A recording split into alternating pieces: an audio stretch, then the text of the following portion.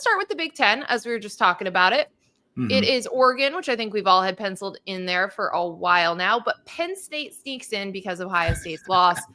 This game is Vegas has Oregon as a slight favorite here. I think 3.5 about a field points. goal. Yeah. It's a really interesting matchup. Again, Penn State had basically one big game on their schedule this season. They lost it to Ohio State in a close game. And we had lots of questions about, some of the way that they approached the late game situations, how much they rely on Tyler Warren in this game.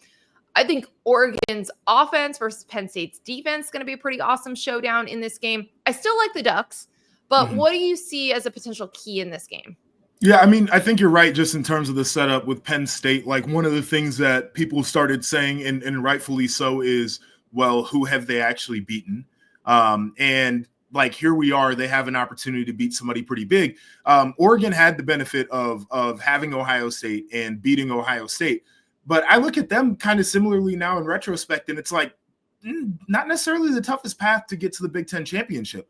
And so I do think this is going to be one of those games where there could be a feeling out between either of these teams, because the last time they played somebody that was like of that caliber would have been a while ago for either one of them. The biggest key for me, I think, is Oregon, when they have the ball, number one, I think their offensive line has gotten much better over the course of the year. They're a Joe Moore Award finalist for best offensive line in college football. They have a challenge with Penn State's defensive front. Abdul Carter is phenomenal. Denai Dennis Sutton is a really good rusher. Zane Durant in the interior can cause problems. And so they have to have a great plan to execute.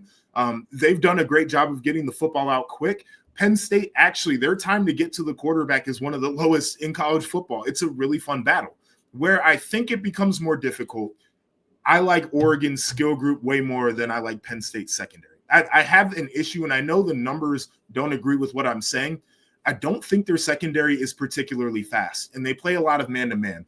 And Ohio State took advantage of it in some ways where guys were just scot-free. And I think Oregon has the capability of doing the same thing. So if their offense can get in rhythm early and they can avoid the pass rush of Penn State, I actually do think they'll be able to move the ball pretty well. Yeah, and then we'll see if Oregon's able to shut down Tyler Warren, who does so much for the Penn State offense. He'll be all over the field. That's going to be an interesting one, over under 49.5 points in that one.